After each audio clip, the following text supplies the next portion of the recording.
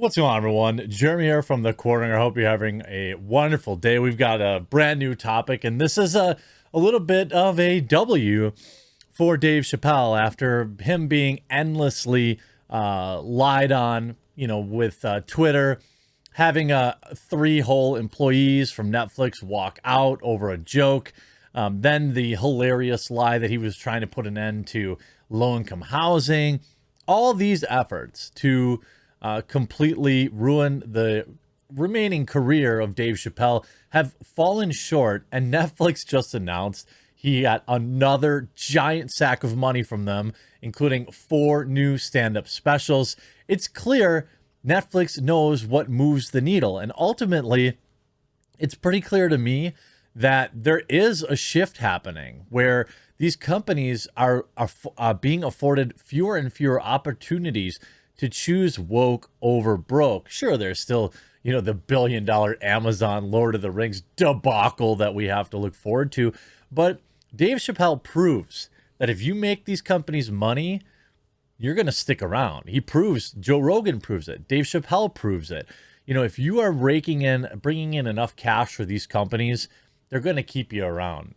And the story and the outrage on Twitter is absolutely hilarious. If you haven't yet, there's a red subscribe button down below the video. If it's red, that means you haven't subscribed. I know a lot of people just check the channel, whatever, to see what's going on. Wherever you're watching it, or if you're listening to the audio only format, please consider subscribing. It helps a metric ton with discoverability, and I just greatly, greatly appreciate it. So let's start with The Independent. Netflix users, allegedly, outraged as a new series of Dave Chappelle specials announced despite controversy. There's 2 reactions to this from the pro cancel culture weirdos. One is when they fail to completely remove somebody from civilized society, because that's what they actually want. They don't want you fired from your job. They don't want you just run off Twitter. They want your life ruined. So when they fall short of that, they'll always say, oh, see, cancel culture doesn't exist. Oh, these weirdos are always talking about cancel. Like, he's still alive. We didn't cost him everything.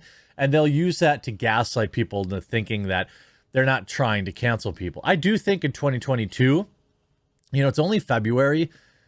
There will be more attempts, certainly with people like Joe Rogan, but there'll be more pushback because people are just getting tired of it, and people know that it's robbing them of actual entertainment. And you see, this goes back to the Netflix employee stage walkout, where 4 employees walked out and 2 of them raised hands to other people because they're totally not unhinged lunatics. Some Netflix, The Independent, are you trying to squeeze me for money? No, sorry, Independent. I can read Twitter just like you can. So if you want to put it behind, that's what I thought.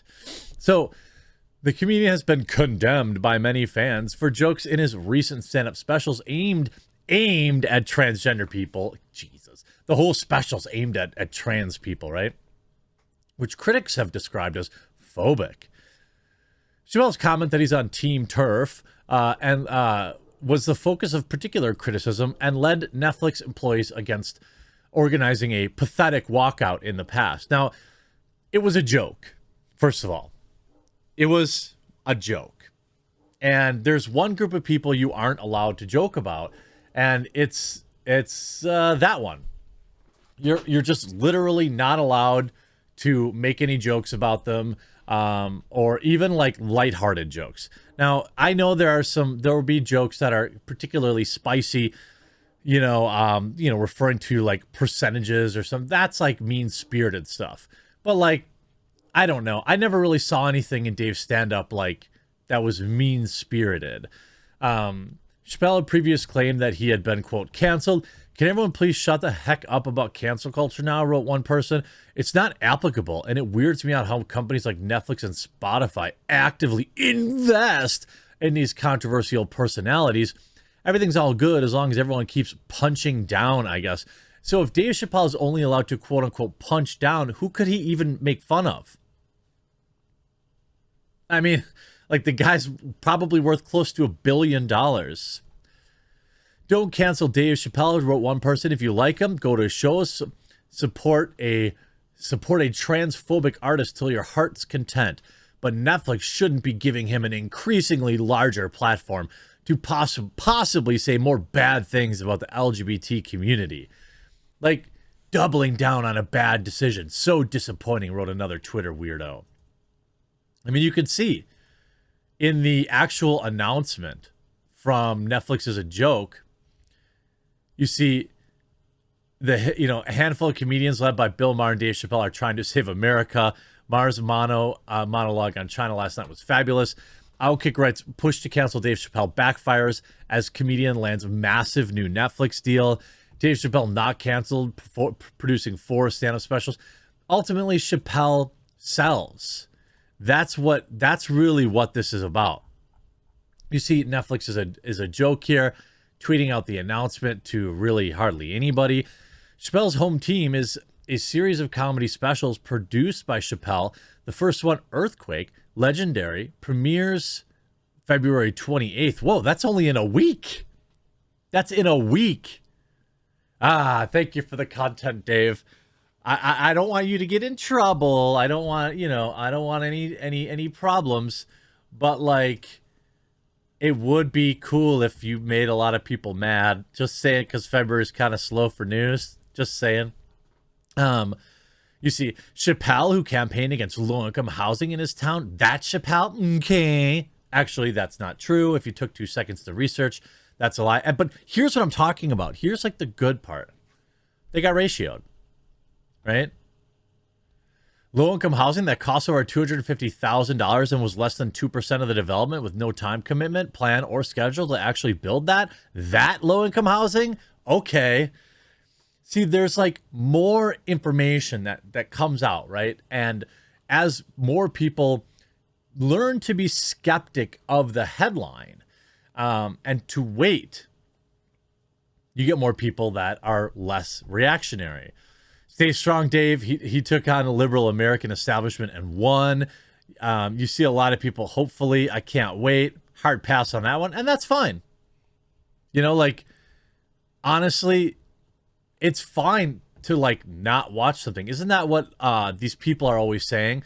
Like when you make fun of He-Man or you make fun of She-Ra, they're always saying, well, you could just not watch it. It's not for you anyway. Because everyone knows She-Ra, a cartoon, was for a bunch of emotionally stunted 30-year-old females. But like, that's fine. I mean, that's fine. Watch your She-Ra and we'll make fun of it. You see BuzzFeed seething. Dave Chappelle on getting 4 new Netflix comedy specials after he came under fire last year for anti-trans remarks.